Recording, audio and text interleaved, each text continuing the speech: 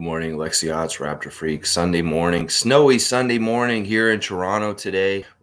It's coming down, y'all. Wow. And today we got an afternoon game against the New York Knicks, 3:30 p.m. Eastern time today.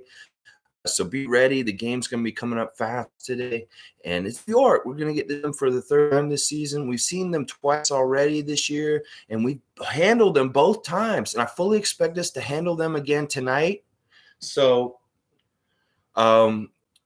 this, first game they were missing just Nerlens Noel, and they were like fully the Knicks team for the most part. Just Noel was missing, and we beat them.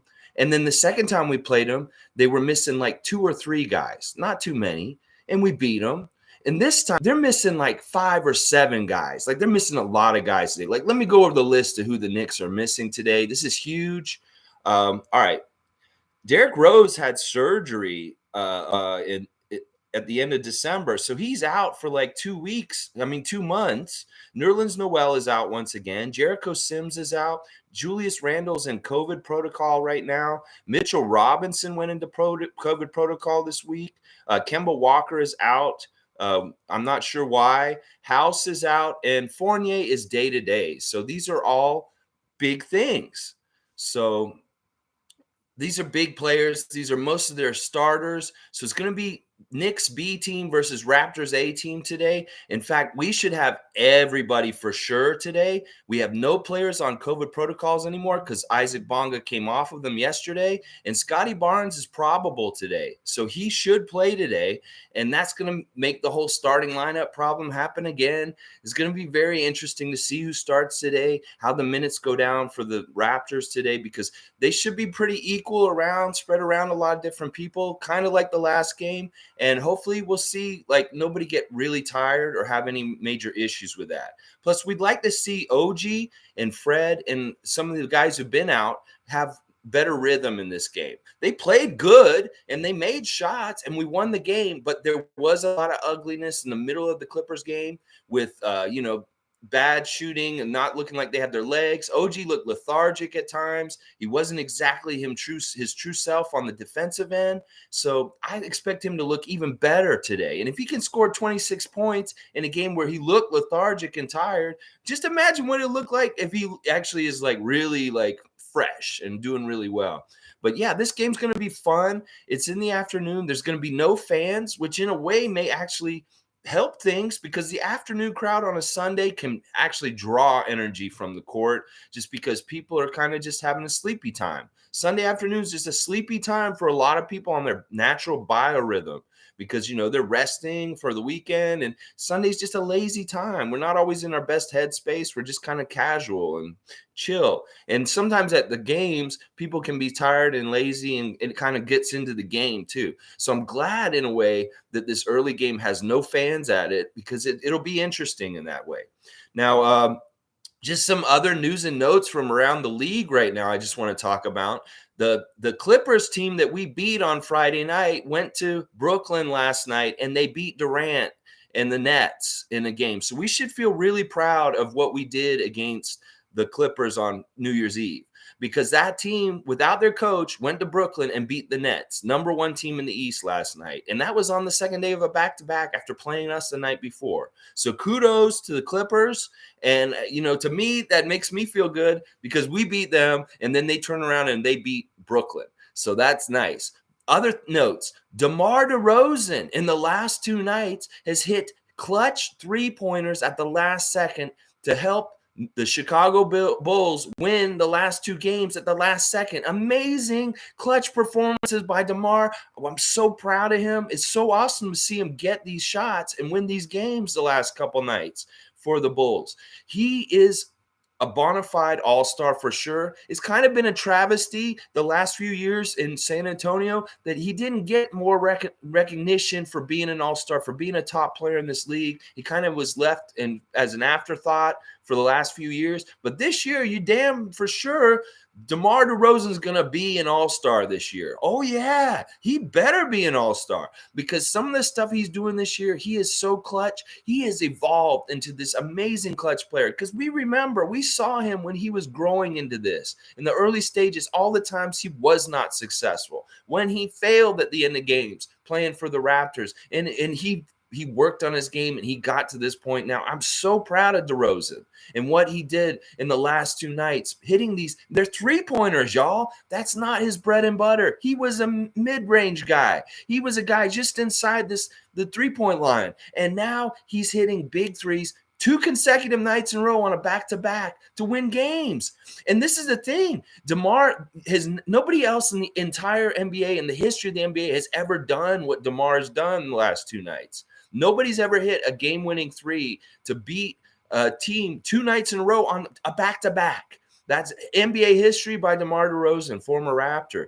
All right, let's see. This is why people need to be patient with some of our closer. He was called a choker and defrozen, and he got his reps in. And look at him now. Look at baby boy now. He's all grown up. And yes, this is exactly right. G is exactly right. And this is what we need to say about Pascal Siakam right now, that he will have moments where he's growing pains and being this clutch guy. But just imagine if Pascal becomes clutch like DeMar in 2 years from now.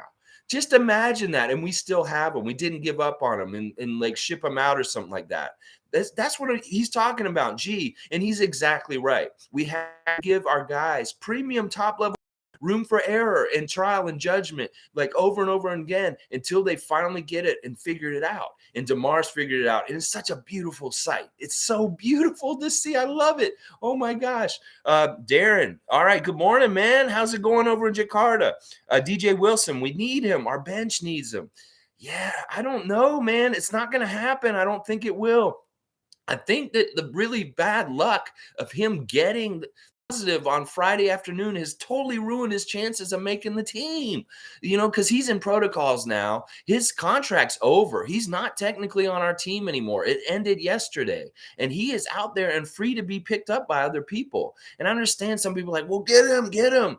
But right now, this team is really, really focused on building who we've got from the start of the season. And if we weren't willing to keep Sam Decker for that luxury tax hit, I don't see us doing it for DJ Wilson either. Now, later down the road, we may be able to get him again and bring him back in the fold somehow, some way, because of something. But I don't fully expect it to 100% happen for sure, because I think Masai and Bobby really like our group that we already have, and that DJ was really just like the other guys. He was the best of those guys that came and helped fill in just for that little hardship time.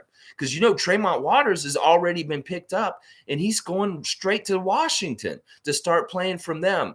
After he left our contract. And the only one who's left on contracts right now with us is Daniel Aturo, because he signed last Sunday. So he's technically with our team, I think, until Wednesday, because it's 10 days, right? So he'll still be around, but the other guys are gone. They're gone. Morgan's gone, Wilson and Waters, and the other 2 guys never made it. Goodwin and Stauskas. Stauskas actually signed with another team in the past week.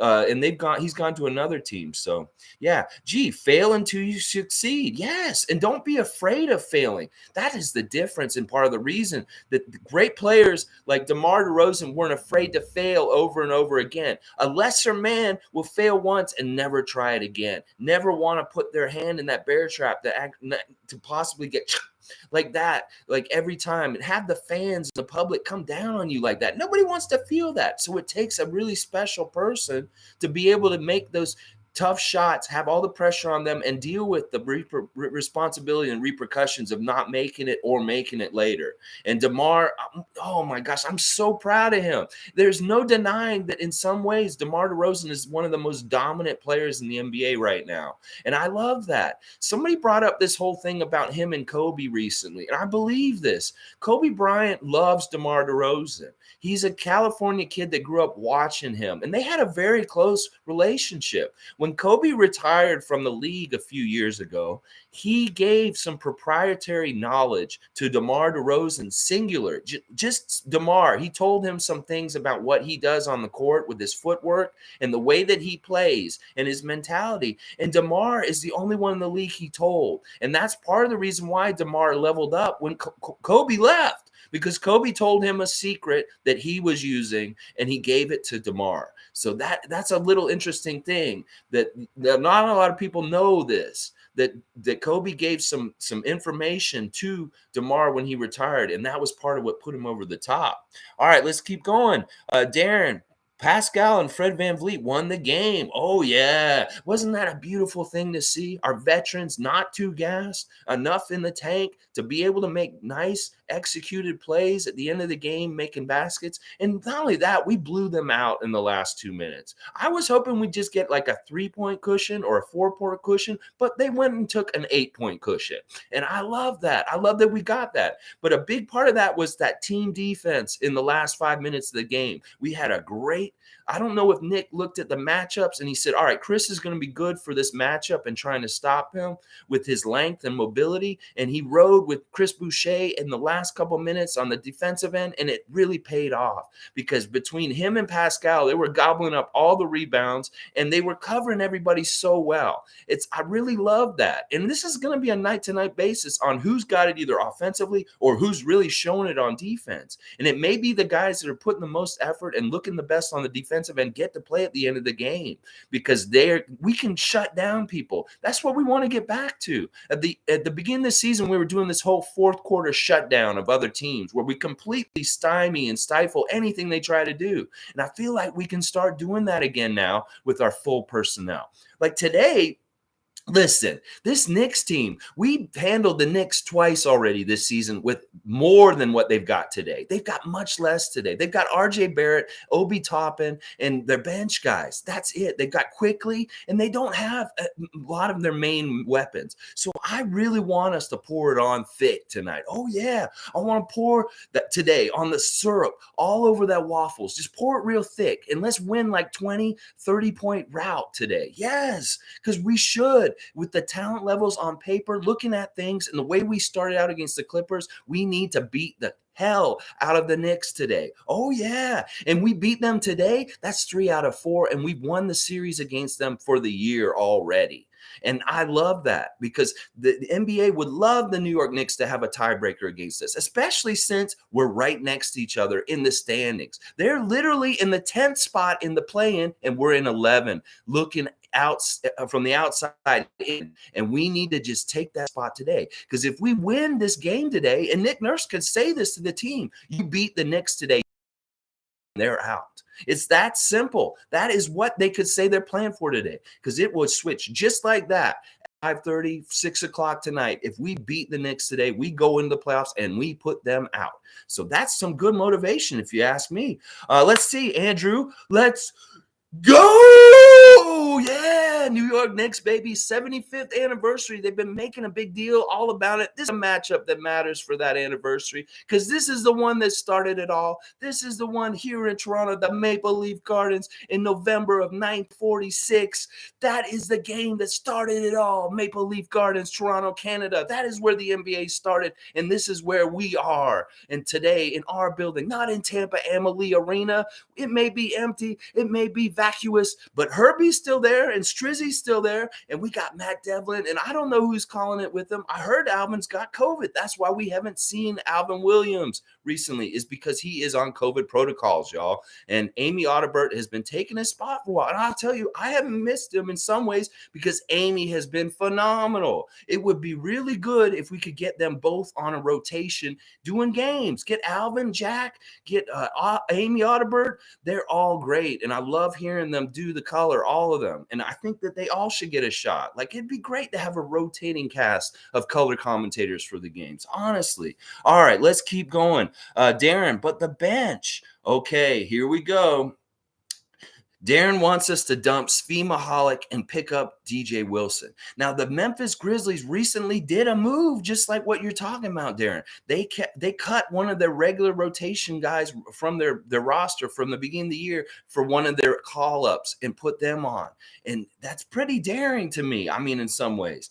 But, Svi is the teacher's pet. He is Nick Nurse's darling. He's not going to let that happen. DJ Wilson, I don't know how it'll work, but maybe it could happen. We're trying to figure out the way it might happen. After some deadline happens, maybe the rosters can get expanded at some point near the end of the year. I don't know when it all happens exactly, but DJ Wilson may be still on our radar by the end of the year, that he may end up somehow, some way on our roster regularly regularly before the playoffs. It's just we can't hold our breath on it, and we got to just let it all unravel in the way it's supposed to.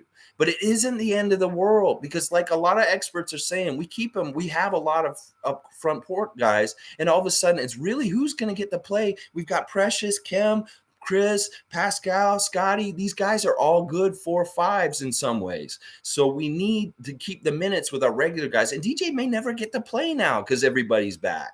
So it's a tough thing. I know you want to dump Svi, but he's kind of, in some ways, a made man with our team, at least for this year. If by the end of the year, his whole body of work for the whole year isn't that good, then maybe we see something happen. But yeah, I think it's too soon on this. But yeah, all right, let's see. I love the shout outs, Darren. I'm looking forward to seeing Scottie back. Me too. And Scottie posted something last night that was very interesting. He posted on Instagram a little shot of him coming in the starting lineup, getting announced. Yes. And he said all 2002 all 22 all year long. And I don't know if he's trying to say he wants to start all year long or what that means. Maybe it just means I'm just real happy. Hopefully I'll be playing all year long. But Scottie, yeah, coming back, it'll be great. I mean, this is a good problem, figuring out who's going to be our lineup. And tonight, I mean, Mitchell Robinson's out.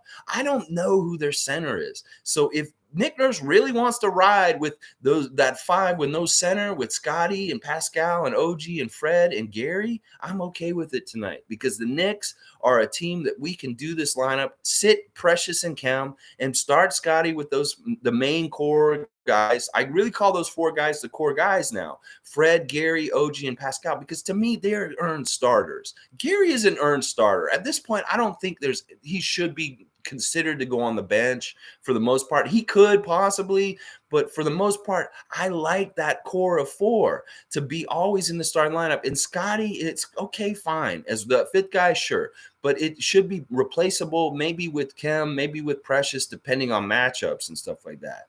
But yeah, yes, I'm so excited to see Scottie back on the court tonight. And I should keep saying today. It's 3:30, y'all. We got to be ready.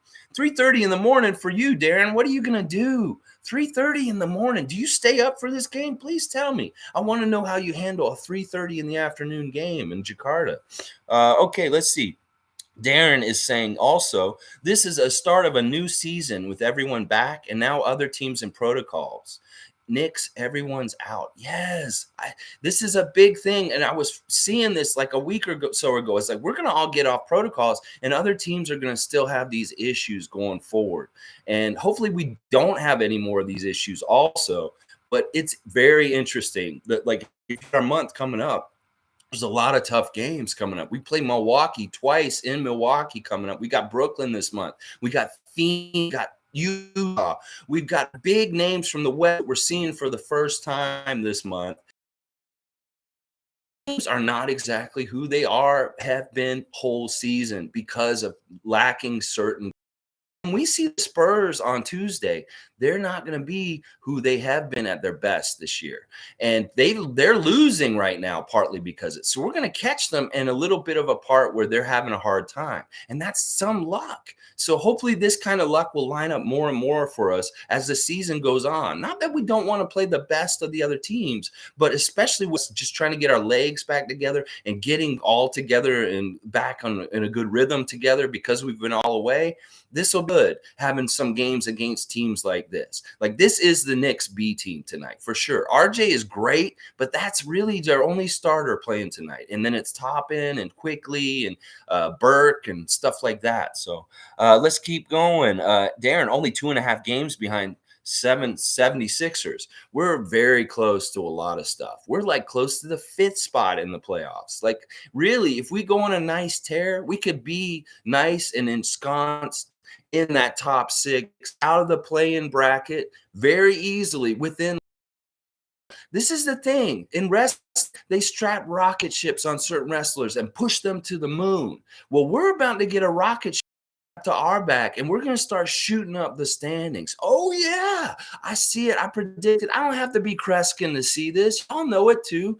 This team, when they're all together, is nasty and badass. There's defense and energy is not something that other teams want to handle. And we're in the middle of the season now. Teams are a little more tired out, a little more beat up. Guys are missing. This is the time to strike. This is the time is right to go ahead and just run off some wins all over these tired-ass teams. They're lying people because we're not tired right now. We are fresh and we're ready to go. And I want to see that today. Like I said, I want to see a rout today.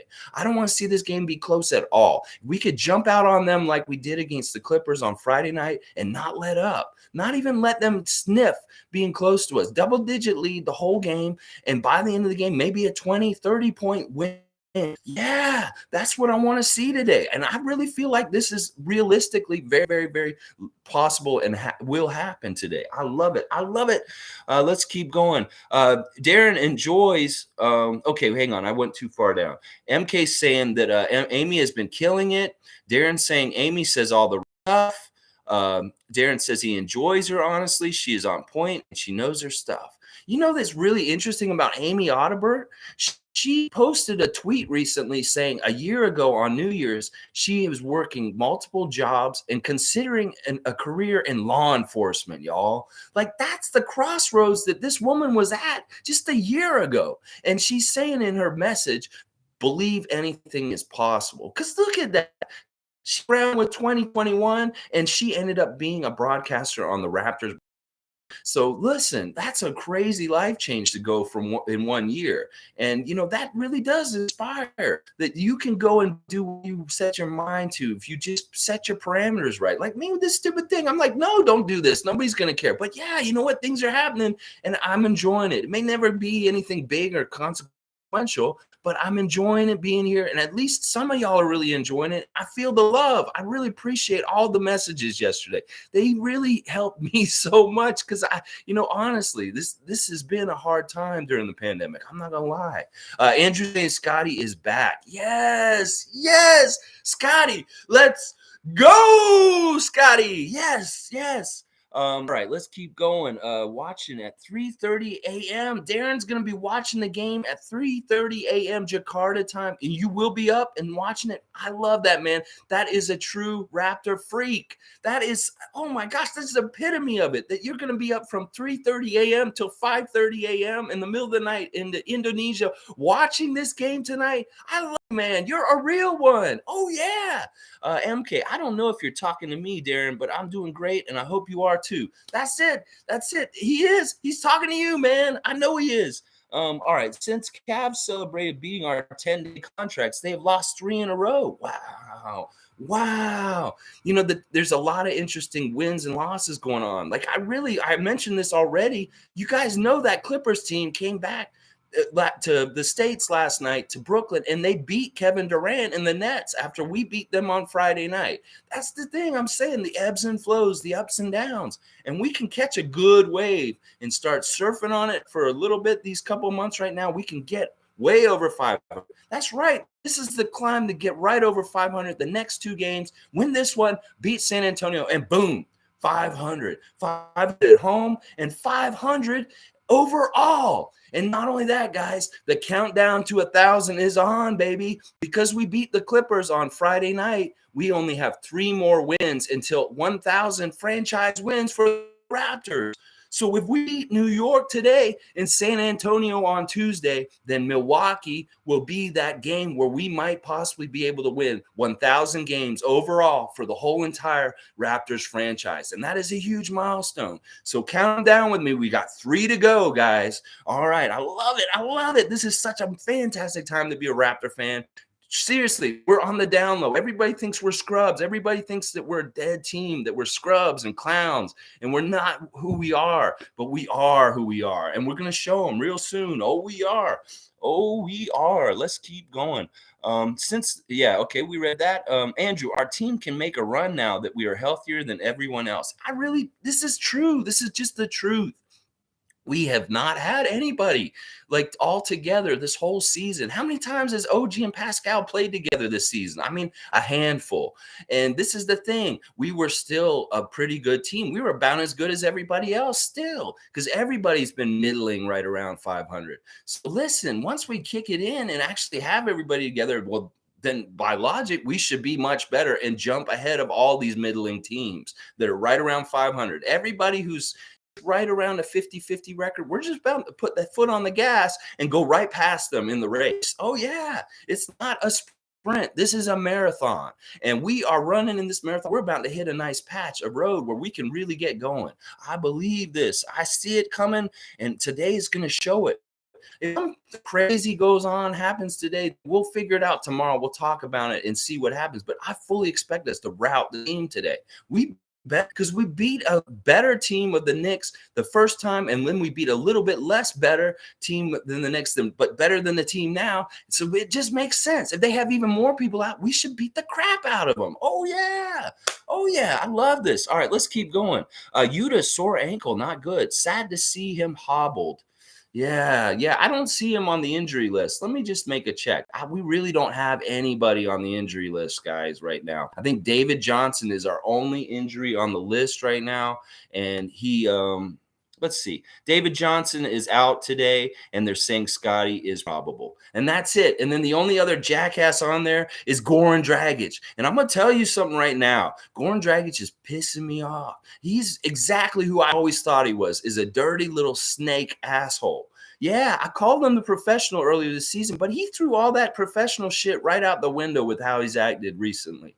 Listen, he's not in Slovenia on personal reasons. He's in Miami watching Miami games and telling the Miami press that he wants to play for the Miami Heat right now. This is totally fucked up. There's got to be some rules getting broken or something like that, unless Masai and Bobby said he could do this stuff. And Miami needs to watch out. They're going to get a tampering charge again because he should not be in their practice facility. He is on our books. He is on our injury report. He is on our team. And this has really screwed up the situation with Goran Dragic right now. We were talking about this yesterday. Why is he still on our team? Like, one of the things we could have done this season, and we should have done, and maybe we've asked him to do, but he will refuse it, is we want to buy him out. Just pay him a little bit less than the $19 million. Pay him like $5 million to go away. Say, we'll give you $5 million right now to just go away, and you can play for any other team in the league right now. He could have his freedom if he really wanted it. If he would take a buyout, he could leave and go play for another team, but he won't because he's greedy. He wants that whole $19 million for this year. So it is really his fault, guys. It has nothing to do with us. It has to do with this asshole who said he was a professional. He was going to stick with us. Well, he didn't. And when he left, we had a COVID problem, and we could have used him. He could have gotten to play. He could have been playing recently and maybe even played his way into being back in the rotation. But this dumbass said he's going to Slovenia and sitting at home. Well, he didn't sit there very long. He saw his buddy team, the Heat, start having COVID protocol problems, and he flew back over here like he was going to be able to fill in for them as a hardship exemption. What a fucking idiot. I don't think he's very smart. I'm going to lie, because he's really fucking up his career in some ways, and he may get in trouble for this, and he may get the Heat in trouble for this. He should not be going to the press and telling the press right now that he wants to play for the Miami Heat right now. Just because Mario Chalmers got signed to a 10-day hardship exemption, he's been retired for 2 years and played on the championship teams with the big three, Bosh, James, and Wade, doesn't mean that his old sorry Miami ass can come back and just play for them too. You're still on our roster, Goran, and we're still paying you. Yes, we pay you. We have to pay you your stupid ass $19 million. So until you get that paid and you're off our books, you're our property on our team, bro. And what you're doing right now is totally wrong. And every little bit of respect that I grew for you because you came into this city and you said that you were going to be professional and be a mentor, Scottie, it's all out the window. You'll always be hated by Raptor fans, Goran Dragic. I had to do that rant real quick because, like, care. He is inconsequential.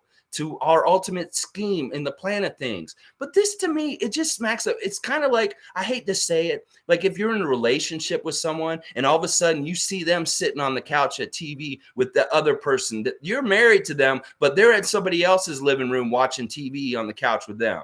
That's what I'm talking about with this, with Goran Dragic. Yeah. And he better have permission. Seriously. Okay, let's keep going. I'll get off the Dragic. I just had to do my Dragic rant because he's pissing me off. He's sitting in the crowd at the Miami games rooting on the Miami Heat right now. Fucking idiot.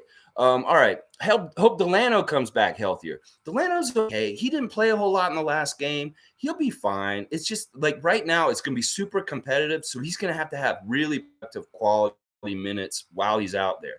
Because in the little bit of time he may get a whole lot of time right now. I don't think so. Just because Nick Nurse is going to really want to play his main 7 guys a lot. And I think Chris Boucher is going to be like the first guy off the bench for sure. So those are your 8 guys right there. You got your 7 main guys and then Chris Boucher. And then, you got to figure out Delano, Malachi, Svi, and Yuta. Those guys are still not even in that 8. So Delano's minutes are going to be far and few in between for a little bit, and he may be seeing more time on 905 in the coming months coming up than actually on the main roster. It's unfortunate.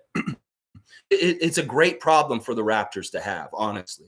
So we'll see what happens. Yeah, the bench really does need to step up. Hopefully we see really good bench production today with a full cast, everybody. If we don't see good bench now with all of our guys healthy, then there is a major problem. And maybe you're right, Darren. We do need to get DJ Wilson like in a heartbeat because we can't get any points out of or something like that. Let's see. OG, Fred, and Pascal, only 4 games together this season. All 4 of them, only 4 games with all 3 of them together. That says a lot right there. That is our main 3 veteran core. That these are the guys that won championships, that are holding the mantle for Kyle and DeMar and bringing it to the new era. So, yes, we need all 3 of those guys together all the time because, man, there's such a great combo. MK, I smell a run coming. Soon people can't use standing to put Mobley over Scottie. Yeah, I believe that. I think we'll be above Cleveland very soon because Cleveland is faltering. Cleveland is having a lot of serious injuries in different places, and they're going to have a hard time going forward for the rest of the season. I really believe that. So that they started strong, and they've been a pretender to some degree. But, see, we're built to last. That's the thing. This is a marathon. This isn't a sprint. They all started as a sprint coming out of the gate. New York Knicks, Philly, all these teams. But as the season goes on, we see who's toughest. We see which franchise is built the best and has the strongest construction. And we really have that in a lot of ways overall in the whole entire league.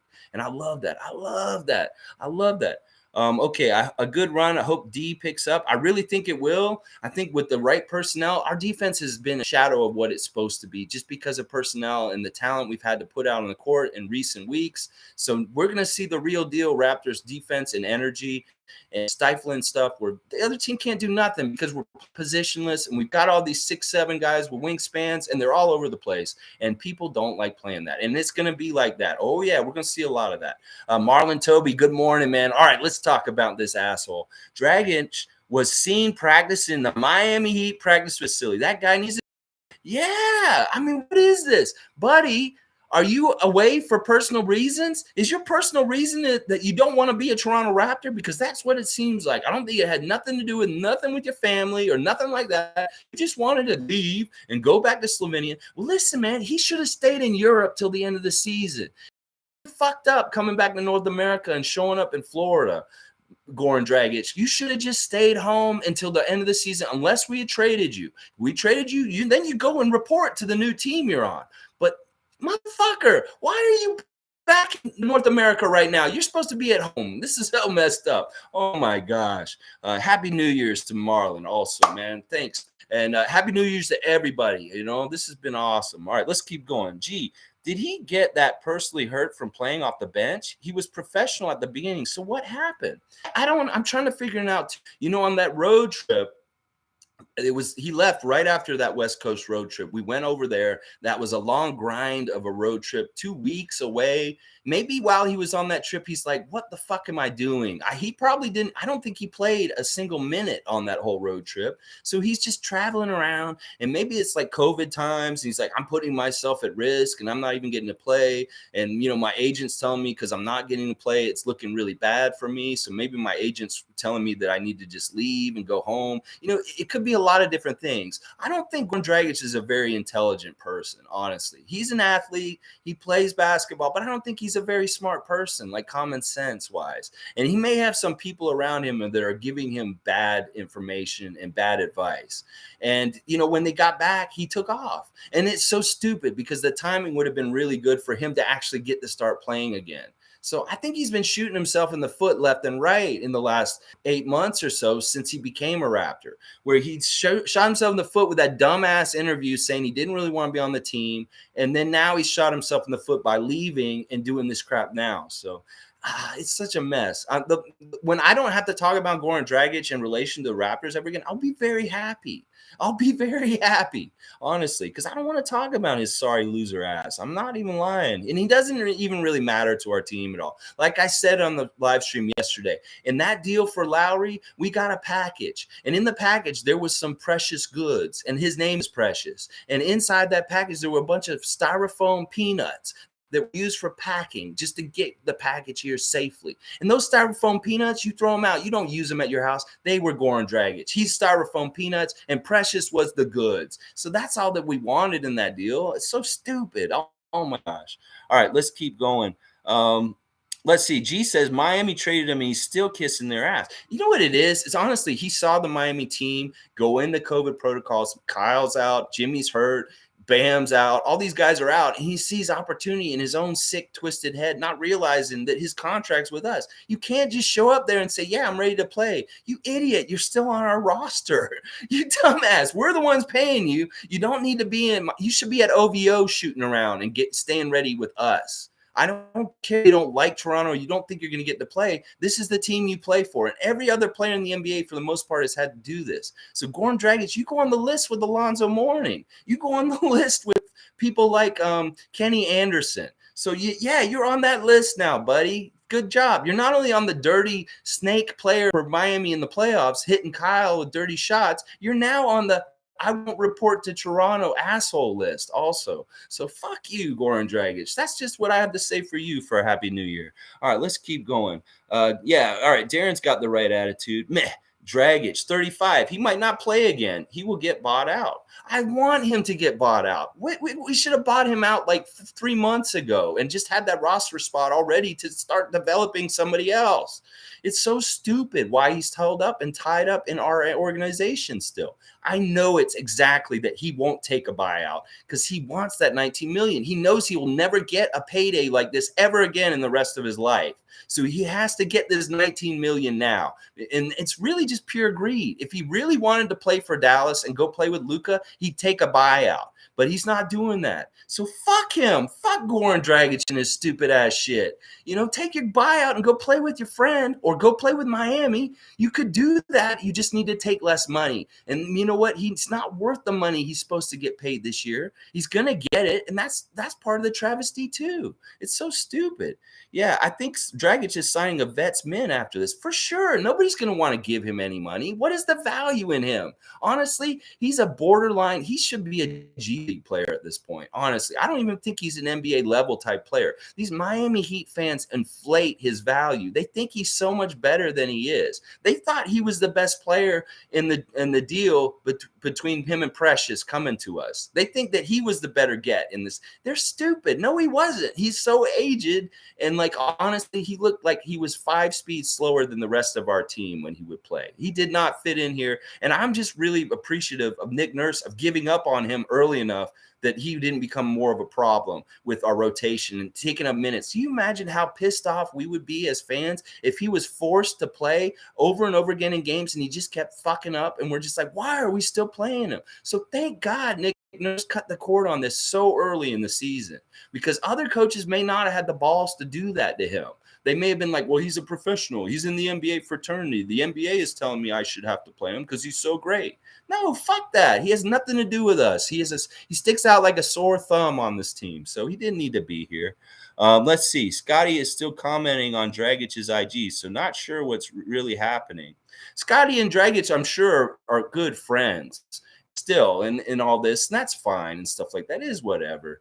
But the stuff that pisses me off is like the Jimmy Butler, like Barrett, and the Miami fans, the way they're talking about it is really stupid. Like, they're dumb people. People in Florida are pretty stupid right now, considering some of the COVID stuff that's happening with them down there, the governor. I know I can personally say this because I was raised in Florida. I know what Florida man is like. I've been a Florida man in my life. That's a little bit why I'm so crazy and a little bit of edge, because I have raised Florida man.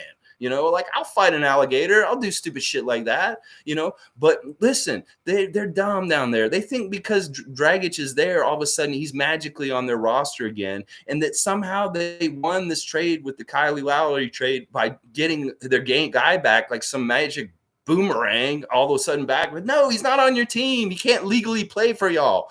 They're so stupid. Oh, my gosh. All right, let's keep going. All right.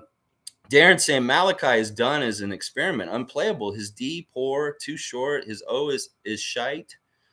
And he'll say Garn is gone. Let it go. I want to let it go. I'll let it go as soon as he's actually not on our injury report in the little bottoms away for personal reasons. I'll let it go when we've paid him and he's off our books. I'll let it go when he is not officially a part of our team. And because this is a Raptors live stream, I have to talk about everything Raptors. And Goran Dragic is a Raptor right now. And kind of like venting against that fun. So, yeah, he's guy dumb enough to tamper with himself. It really is true, Andrew. It's so funny, man. All right, getting back to the Malachi point.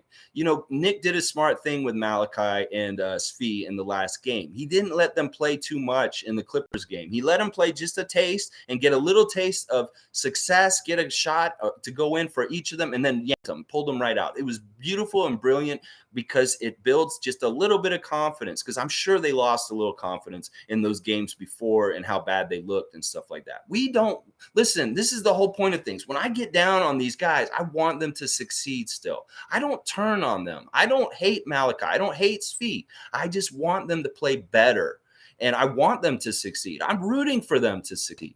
So I really want Malachi to pull his head out of his ass and start hitting most of his shots and just playing at an excellent level, because I want him to succeed. I want him to stay on our team. I want him to stay. But you're right, Darren. If he plays like shite for the rest of the season, then I can't defend him staying and having a roster spot on the Toronto Raptors. So that's where it is with me. I like the kid. I want him to stick. I'm rooting for every single guy who's a Raptor on their jersey. I don't care if they piss me off, they disappoint me. I still want them to succeed eventually.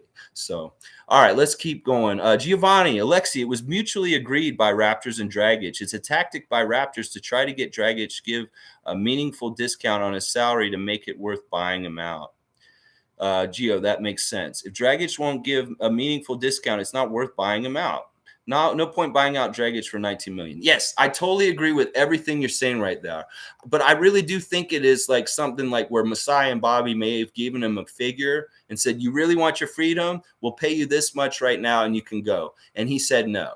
And I think that that's ultimately the thing holding him up from getting him what he wants is himself and his greed. So, honestly, like, I totally understand that this is an agreed upon situation where he was allowed to leave and stuff like that. But I don't think they agreed to let him go down to Miami and hang out with the Miami Heat franchise like he's doing right now. Like, I don't think that was initially in the package of like, I'd like to leave the team and go back to Slovenia because of this or this or this. And okay, yeah, you go ahead, Goran. I don't think this was part of what he told them he was going to go do. Is like, I'm going to go to Miami in a month from now and, do this. And I don't think they would have been okay with this. So it'd be really interesting to see how all the information about what's happened comes out, whether they did say, yeah, you can work out in Miami. We don't care. And that's fine. If they're like that, I'm cool with it. I trust him with Cy and Bobby. If they don't care that he's down there and he's doing that, then I'm with that. But right now, it looks arms house. Like if this was happening to Lakers or this was happening to Knicks, there would be a certain percentage of the United States that would be pissed off and be very angry about this. But because this is our team, the Raptors, the Canadian team, people poo-poo this and they just expect us to get slighted like this. Like if one of the Lakers was working out across the country with the Bullets right now, the Lakers nation would be up in arms. Don't get me wrong, especially they were paying them $19 million. So my angst and my anger about this is very justified. Because if it was another franchise in this league, the NBA would be going off in a whole different kind of way. It's just that they're like, oh, it's Toronto, who cares? And that's why I'm pissed off, y'all. Think about it that way. Seriously, think about this situation if it happened to one of the main franchises that the NBA really loves, how it would be going down and what be talking about. So that's the issue right there. But honestly, we want the same thing. We all want him gone. He wants gone. The thing that's holding it up is really what I think it is the money and not being able to get the right buyout figure for that. But you're right. We want to get a discount. We want to buy him out. Like if we could say tomorrow, we'll pay you $7 million to just go away right now. Would he take it? No, because he still wants that other $12 million that he's owed. And that's the thing I really think that's holding this thing up. And that's why I don't think he should be down there fucking around, because we're paying him $19 million. I would love to get paid $19 million to do nothing. You could at least be loyal to the people that are paying you $19 million and stick with them instead of going and doing what he's doing right now. That's what I'm talking about. You're getting paid $19 million to do nothing and you're insulting the people that are paying you $19 million. That's fucked up. Seriously. Like, come on. All right, let's keep going. MK saying Dragic is a perfect fit for the Lakers, a bunch of old washed up players. I believe that, yes. And already, like, listen, the other thing about that is a lot of teams right now really want Dragic. So maybe he should really like kind of consider trying to get the buyout, take the discount, and go play for Cleveland, who wants you as a point guard. Go play for Miami.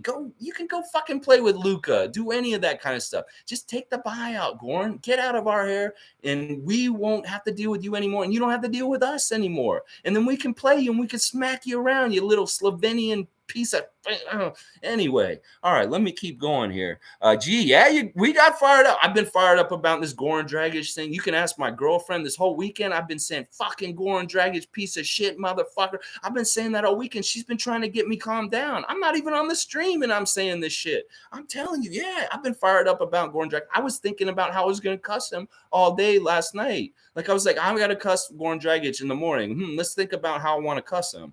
Oh, yeah. Giovanni, we can't trade Dragic because got to take bad contracts back unless we get like good prospect or probably 2 first rounders. Yeah.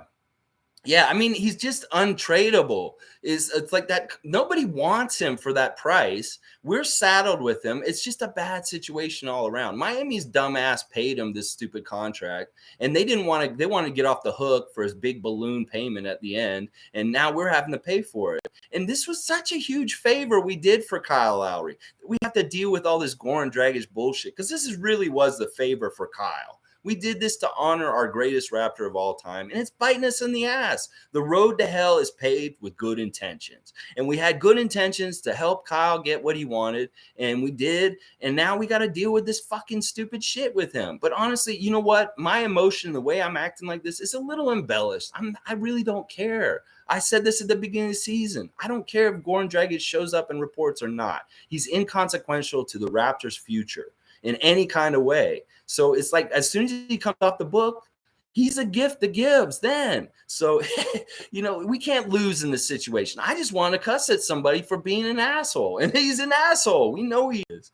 All right, let's keep going. Scottie is so nice. He wants to see everybody do good. Yeah. He's a really good teammate. And this is why people that have been arguing with me recently about whether he starts or not, if he sees the good for the whole team and not starting and coming off the bench for the Raptors, then he'll do it. He's not an ego guy. I'm a little worried because of his post last night, like I said, that he wants to start all season, and that's what he's trying to say by showing himself coming in the starting lineup, and he says all 2022 on it. But I think that if the coach tells him you're not starting tonight, he's going to do that. He's not going to be a problem. He's not going to be upset. He's going to do what the coach asks him to do because that's his job. And we'll see. He may get it may be something where Nick Nurse says, I want Scottie Barnes to never, ever come off the bench in his entire career. And he'll do that for him because he hasn't come off the bench yet this year, has he? I don't think he has. He's only missed a couple games, and every other game he's always started. So I don't know. It's up to them. They're going to figure it out. They know better than me in a lot of ways, obviously. And if Scottie, I'd like to see Scottie come off the bench just because it makes sense to me in my head. And, other people here agree with me and they see what I'm saying, but it could be that they don't do it and that it is what it is. We'll just see how it is. I'm going to be happy with what they do no matter what, as long as they win. If they don't win, then I'll blame what they did on that. So, something like that. We'll see. Giovanni, it's better to clear $19 million off team salary and sign a good player as a free agent in the summer. Yeah, I totally agree with this. And this is what I thought was going to happen all along. Part of the problem with this Dragic situation is we live in a world of instant gratification. Everybody wants to sort it out immediately. Just get it done and over with and move on. And this is not a situation like this. This is a stupid-ass situation. It's kind of like a weird hostage situation for him. Sure, whatever. You're a hostage that's getting paid $19 million to do nothing. I don't think you're a hostage, buddy, okay? It's just going to have to go to where it's going to go. And if it has to run the term of the contract, then it has to run the term of the contract. And that's exactly right. Giovanni's exactly right. We're going to get the blessings and the good things from this delayed, and we'll get them this summer. And this, we could turn that $19 million of Goran Dragic this year into something very usable. And that's the thing. On the download, this helps us get past the ceiling where we might hit with what we have right now. Well, all of a sudden we have $19 million freed up in the summer, and we get that extra piece that puts us even over more. That may be the center this summer. That $19 million may be the center that's coming to us for next season. So we'll see. Let's see. It's exciting. It's exciting, and it's visions of prosperity that I see that are all coming from this. So it's going to be great. Either way, we're going to be fine. Darren, Svi missed bunnies. DJ is not missing bunnies. I know. But did you notice the three that he hit against the Clippers was in rhythm? It was caught from a pass, and it looked really good, honestly. Like it swished like a Gary swish. And I don't want to give up on him because this is like all these other shooters in the history of the Raptors. Whether it's CJ Miles, Norman Powell, different people, they go through slumps, and they don't hit their shots for a while, but then they get back on, and they're rolling. And CJ Miles was having a shitty year the year we won the championship, and he was missing shots for the whole fall of 2018. And then when we got into 2019, he actually started making his shot and started playing really well for us. And that was part of the reason why we could put him in the trade for Marc Gasol, and he had some value at this point. Svi's going to have value again by the end of the season. It's just right now you can't see it, and he's pissing you off. I understand. I totally understand, Darren. But let's give a shooter a chance to get him back into the rhythm because he may be a huge key guy later on this season, near the end of the season and in the playoffs, and hitting some key big shots for us. I'm not giving up on him. He's on our roster for the rest of the year. I don't want to cut him. I don't want to do any of that kind of stuff. I want to give him a chance to ride this out and give him a chance to succeed by the end of the year because he could be this dead-eye clutch guy that hits all of his shots all of a sudden. And we're just like, holy crap, this dude doesn't miss because he could get in that rhythm at some point. I really hope he does. I really do. Let's keep going. Giovanni, Raptors being under luxury tax, get 20 million from NBA. No pressure to trade or buy out Dragic unless it makes sense. See, Giovanni today, to me, is being the most sensible financial Raptor freak today with us. Because listen, the thing that he's talking about is he's thinking about money. He's thinking about cap. He's thinking about what we could possibly do in the future. And DJ Wilson is a nice, shiny new toy. He's something, but he's going to make us have to sacrifice a lot of good things that we want to work towards right now. And staying under the luxury cap is obviously one of the things that the Raptors want to do. It is a goal, and they're trying to do it. And he's going to be not helping us if we sign him and put him in that empty roster spot.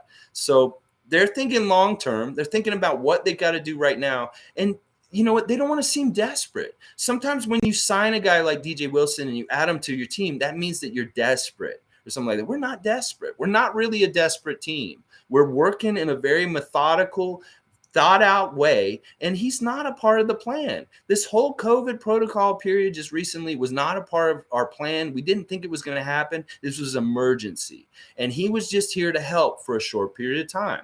Now, he got a good audition. He looked really good, and it is possible that he may get another chance by the end of the year, and it may more likely stick by the end of the year because things change with the roster rules, and you can open things up with your salary cap in different ways. So he could eventually still be on our team. We just, once again, we got to be patient with this stuff and let it unfold the way it's supposed to, whether it's Goran Dragic or DJ Wilson. So we'll see. We'll see what happens. But Giovanni, man, you're the brilliant, smart cap money guy right now, and I applaud you for this. We need this voice of reason. All right, Darrenson, what's up to everybody? I love the community here. MK, we need Svi as poorly as he's playing. DJ isn't a positional fit right now, unfortunately. Yeah, I agree with MK saying that. We have a glut in some ways. It's weird because we feel like we need centers, but then in a way, maybe we don't. It's like it's an enigma. It's a mystery. Do we need centers or not? I don't know. Maybe. I can't tell. It's hard to tell with no Kem most of the season because that's a big part of it. Is Kem not being there has been a big part. But positionally, Svi is better for our team because he does a couple of different things that are really important for us. He is kind of a pseudo point guard. He's also really good defender on the perimeter in some ways. He's active. He's really good in the full court press. There's a lot of different stuff that he does intangible wise that are really good. And once we get him coming off screens better and doing something, like I don't even see him really getting a lot of screen cut plays called for him, and we're getting the ball to him exactly open. I haven't seen a bunch of that lately. We saw it at the beginning of the season, but we haven't seen it as much lately. So he starts getting these screens and really good open looks, and he starts draining them. Everything's going to be fine. Giovanni, Dragic is going through a divorce. His family is in Miami, not in Slovenia. Okay. All right. Here's a piece of the puzzle that I didn't know. Okay, that's sad and that's awful. I've been through a divorce myself. It's not an easy process and it sucks. And okay, if that's what's going on with him, I can understand. And of course, it would make sense. His family's in Miami, but that doesn't mean he needs to be at the building. That doesn't mean he needs to be hanging out with his old friends. If he's doing personal things down there, he should be sticking to his personal life and doing the things that he needs to do according to the divorce and different things like that. But okay, that I give him a little bit more for that. All right. If that's true, I believe you though. I do believe you. Marlon Toby, it is amazing how Matt Thomas is hitting his threes for the Bulls and shooting. He's shooting bricks when he was with us. Well, he had his moments and times with us. Matt Thomas is another one of these guys, just like Svi. He's going to be hot and cold. There are periods where Matt Thomas was he was horrible for us at times when he played for us last year. Like he was really bad. Like he was much worse than Svi. And you know, maybe he's just hitting a hot streak right now. Like, listen, DeMar DeRozan's getting a lot of attention by defenses over on that team right now. So I'm sure Matt Thomas is getting a lot of room to let it fly. So it's easy for him to look real good when he's got guys on the court with him like Levine and DeMar drawing a lot of defensive attention. He's wide open. So, but more power to Matt. I want Matt to succeed too because he's an old Raptor and I think he's a good guy. You know, if he's getting something good going, you know, his ceiling as a player isn't that high. So more power to him. I hope he gets strong and plays really well. But, you know, he didn't fit here. And honestly, I'm so glad he's gone because our talent and our caliber of talent, I'd much rather have Svi or Matt Thomas. He's an upgraded Matt Thomas. And they're basically our bench in the scheme of pecking order. Svi is basically Matt Thomas this year. And that's an upgrade. I like and Giovanni's saying it here. Matt Thomas is streaky. Wait, let me get back up there. All right. Darren, MK, he's a better fit than benchwarmer's feed. DJ gave on Embiid. It's tough. We don't have a lot of guards right now in some ways. We don't have a lot of shooters. One of the things we said when Sam Decker left is like, well, do we have any shooters? Well, Svi is definitely one of our shooters. So that's maybe part of the difference too. Is like we need the shooters like Gary, Malachi, Fred, and Svi. And DJ's not really that. DJ's an interesting thing. Like I said, Darren, I think end up being a Raptor at the end of the season. Just have some patience and just see how it all comes out, Darren. Okay. But I like DJ too. I really like him too. But Svi's already guaranteed and a part of our roster. And, you know, this is a shakeup. to try and do something like that. You don't want to do that to Svi Mihalik just because he's missing shots right now. There's no reason to do that. Matt Thomas is streaky. Yes. It's like Boucher last year. They didn't guard him, so he was hitting threes. Boucher didn't involve his game. Now that they are guarding Boucher, he can't hit his threes. Will be the same thing with Matt in the playoffs. Yeah, they give Matt Thomas attention and they key on him. He won't be able to make a shot. Now, Boucher, there's a lot of truth to what you're saying about Boucher and his threes last year, that he had a lot more wide open looks. The games were just a different competitiveness because after COVID, people were a little more tired. It wasn't as high energy level. The games, we weren't playing for anything at a certain point. So a lot of the time in last year was garbage time. And Chris had to play as a starter in many minutes and stuff like that. And honestly, he was one of our top scorers for the year of 2021. He was like in the top 4 of most points scored of all Raptors for the whole. Chris is a special guy. He's a good talent, and he hit his threes with guys in his face in the last couple games. Like, he's had guys running at him and getting their hand in the face, and he still made them. So part of it is his rhythm. Part of it was at the beginning of the year his finger, his surgery, and he had a hard time getting his hand right with the touch on the ball. The other thing I don't like about his three-point shot is, once again, he doesn't shoot it where it rotates vertically. It rotates horizontally, like it's this, which is so weird to me. Like, I don't see many people shoot that way, where they put that kind of spin in English on the ball, where it's like they're spinning it and it's going.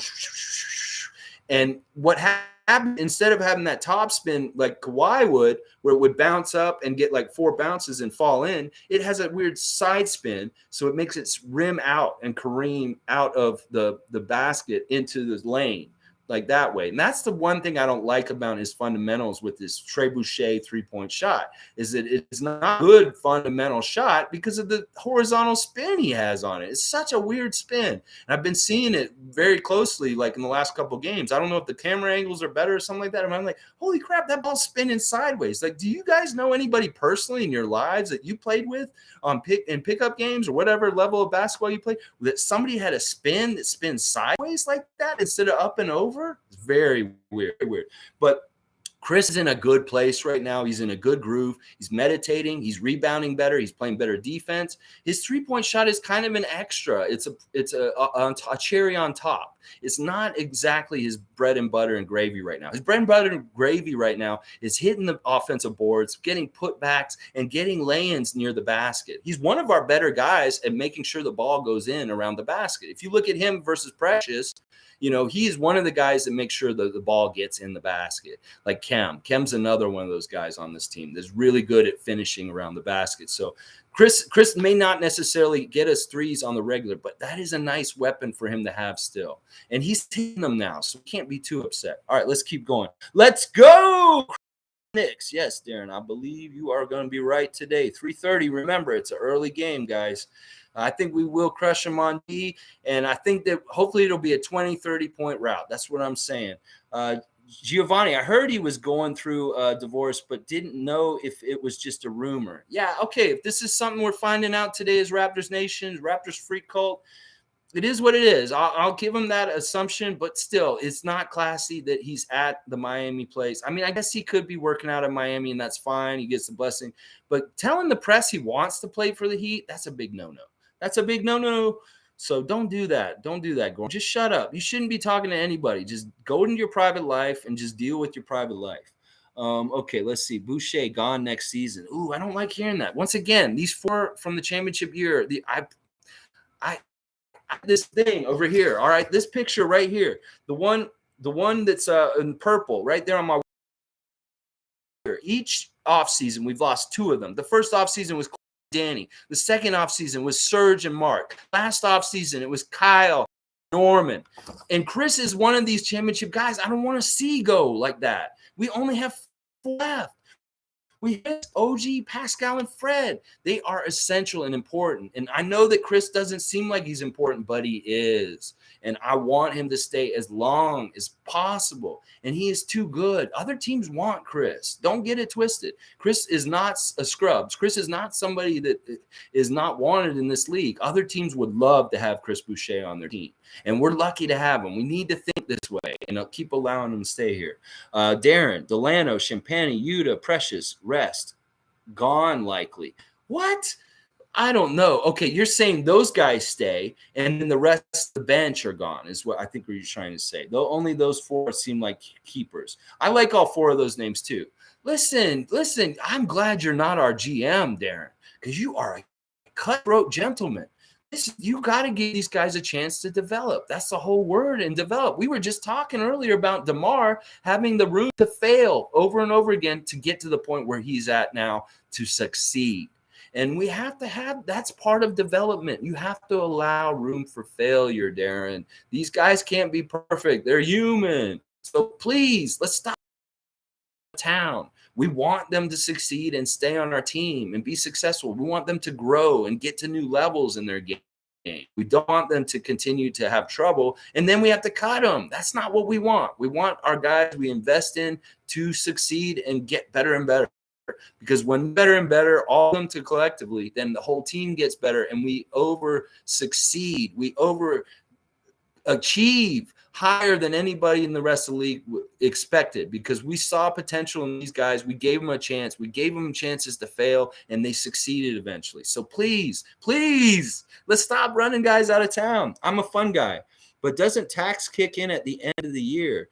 I don't know exactly all the different rules with different things, but I think at a certain point they do open it up because they want people to, the G League ends, and then all of a sudden it changes. The two-way contracts change, and like you actually bring up G League guys that you like to the regular roster for the rest of the year and into the playoffs and stuff like that. So that's when I think DJ's going to get a chance. Now, there is always a risk. The team snatches him up and gets him like embedded in their franchise. But listen, this is obviously a risk that Masai and Bobby are willing to take right now. That this is what they want. They're doing exactly what they want to do. And once again, we got to get back to one of our fundamental tenets in the cult of the Raptor Freak is trust in Masai. Trust in Masai. Trust that he knows what he's doing with DJ Wilson.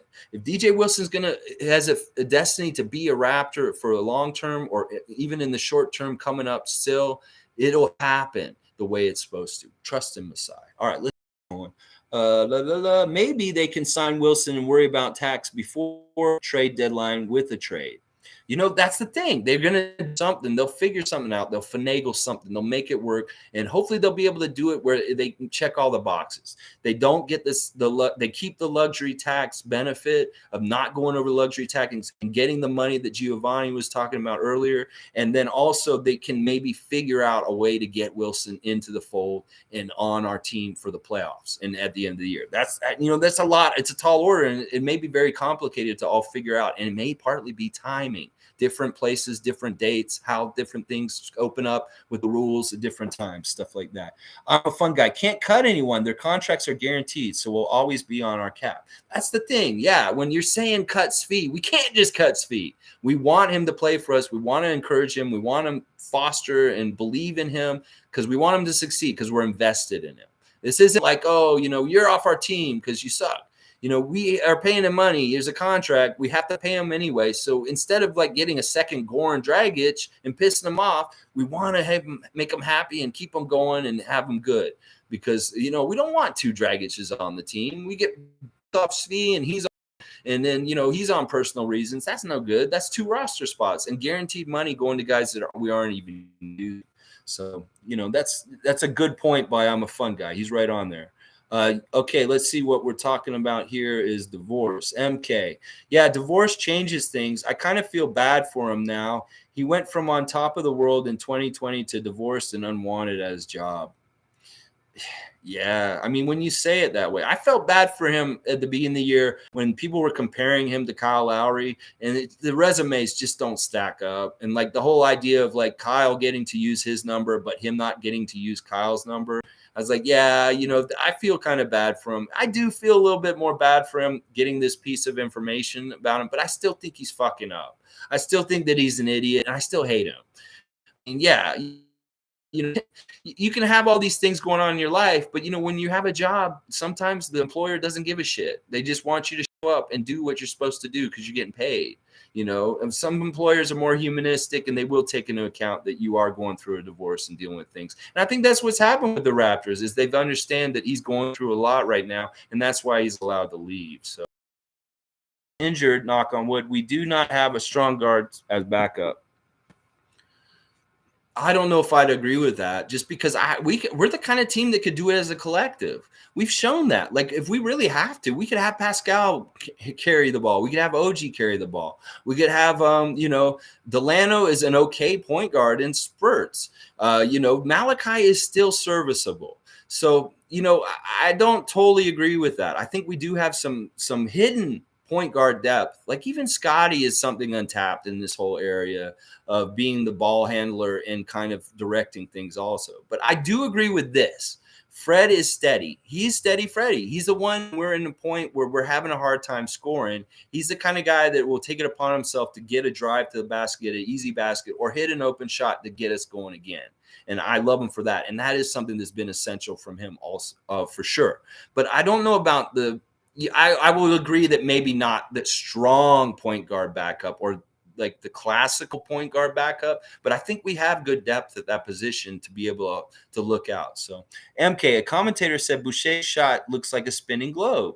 Yeah, it does. It really does look like a spinning globe, and it's so fundamentally wrong. It's so fundamentally wrong. But the Raptors have a really interesting shooting philosophy.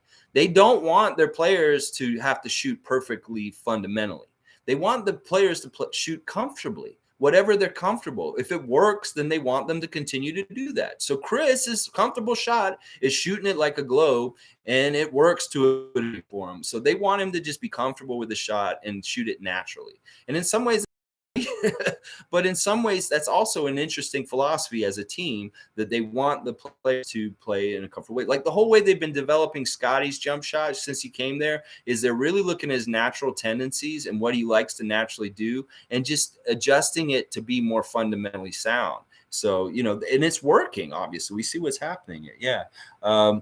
Boucher finally pump faked it. Yeah, he was doing some 3-point pump fakes and stuff like that. It was awesome. I love that too, guys. Marlon Toby, here's the solution. Get rid of Isaac Bonga, development project, and sign DJ Wilson, especially with Kem knee issues and Yuta injuries. It makes sense because I'm unsure of Precious at center. There's a lot there. Once again, Bonga is one of these guaranteed guys who we're just talking about. Yeah, Kem's knee issues are a huge problem. I don't really put Yuta into the center picture for the Raptors.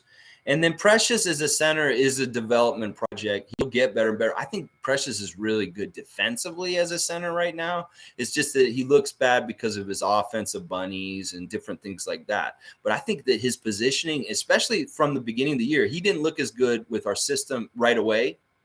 But in the last couple months, he's gotten really good at our system. And he's like a seal down there, like Kem, for a defensive center. So I don't know.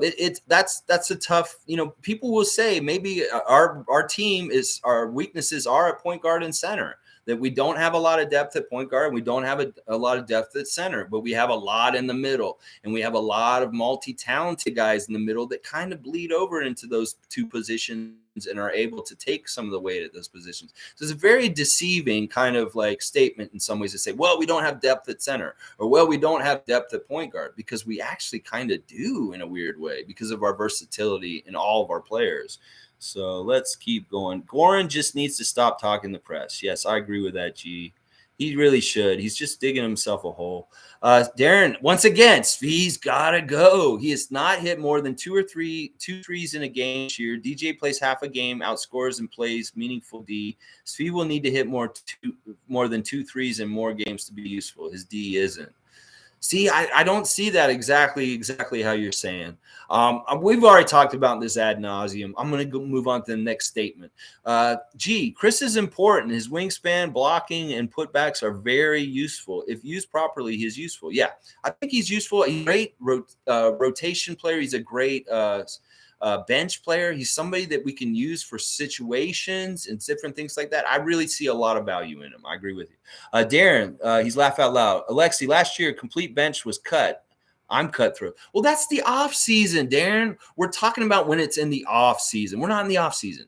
What happens is each year we get a roster together, we put it together, and we let it run for the whole year. We let them have a chance to gel and figure out as a team for the whole year. And if it's a failure by the end of the year, then you blow it up. And last year obviously was a failure. We blew it up. We actually wanted to improve in a lot of places, and we did. Last offseason, we probably had one of the best off seasons out of all the teams in the NBA on the down low, and nobody wanted to say that.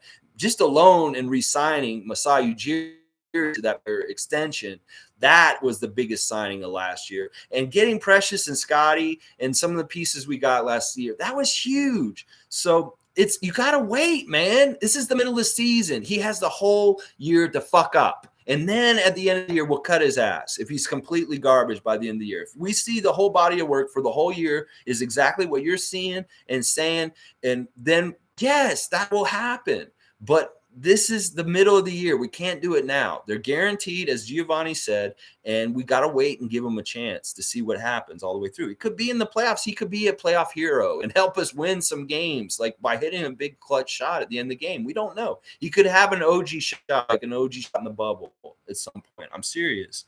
But it's cutthroat. It is cutthroat. The league is cutthroat, but that's why these guys get guaranteed money. They get past the G League stage. That's why they have a little bit of security to fail. If they were G League players, yeah, they could get cut, but they have guaranteed money. This is an established pro. So there's a difference here. And DJ Wilson's not an established pro. He's somebody who's bounced around from team to team, and he hasn't found a spot yet. And Svi has been able to find the spots here and there, obviously, because he has guaranteed money. So that's the difference. $7 million for Boucher. Nope. DJ cheaper and younger and better. Okay. Once again, we can't change the cap and the contracts we already have to try and change it for things like that. It's just, we got what we got at least till the end of the year. And then, we'll make the upgrades. We'll change. We'll get rid of personnel. We'll bring in new personnel. It's in the summertime stuff. Kenrick, seen Wilson play 2 games and they want to cut Svi. That's what I'm saying. Sample size is too small to just say DJ Wilson needs to be on this team. We haven't seen what he looks like when he's bad. Like, what does he look like when he's not hitting his shot, when he's not playing well? How much hustle and how much energy he is? What does he look like when he's bad?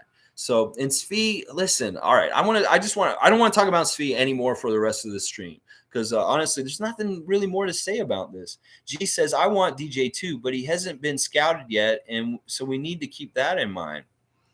Well, it's going to be – let's just see how it happens. We'll see how it shakes out. I hope he ends up on our team. I really do. He's a great player, and I like him. I think he fits with us really well. DJ's nice, but we should cut by position. Goran's been living under Kyle's shadow his entire career. I love that statement by Andrew, and there's truth to it. I'm a fun guy. DJ has plenty of NBA experience, almost 3 years with Bucks, 1 with the Houston. Yeah, he's been in the league for a couple of years. If he was so great, these teams would have kept him and he'll be with them. I think he's a good player, but it's that really weird middle cusp area between G League and NBA. He may be more NBA, but it's just there's not an open spot for sure for him right now.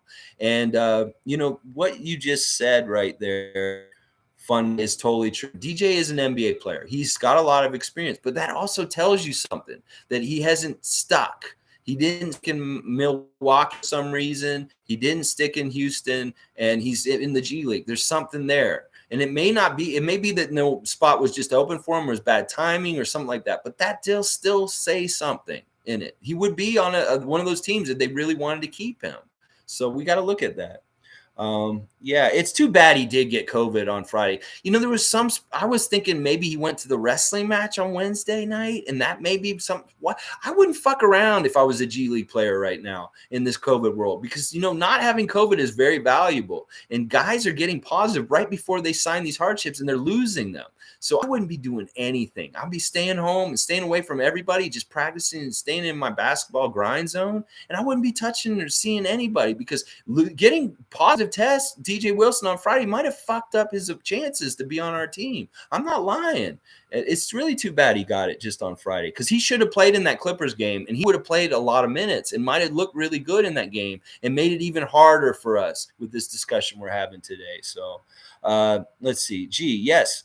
Meant he hasn't been scouted as a Raptor. Boucher's game changed once they adjusted to him, but DJ knows his spots. His IQ seems good, and he has a soft touch. Yeah, he's got a lot of really nice tools, and they have scouted Chris, and they key on Chris a lot more. And last year's a weird time because Tampa was wide open for everybody to try and produce and stuff like that. So Chris's production last year could never really be realistically expected for this year. So, but he's really great in small doses, and he could really get like a lot of rebounds and get some quick points for us quickly if he gets really into the groove in the right place with his roller stuff. We'll see. Fun guy. We can keep everyone, guys, once Goran's 20 million's gone next year. Yeah, we can do all this later. This is what I'm saying. Summertime, summertime, summertime. Also, fun guy saying that's why I think Masai is not trading Dragic. Yeah, I mean, he can't trade him, I don't think. I think he's tried to trade him.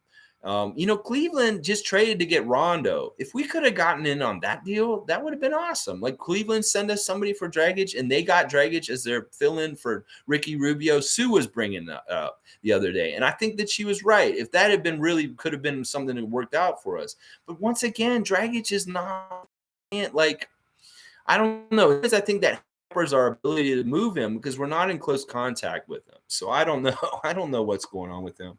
It's crazy. Yep, 19 million is good money to sign players with. Yeah, this summer is gonna be fun. We're gonna have a little shopping spree.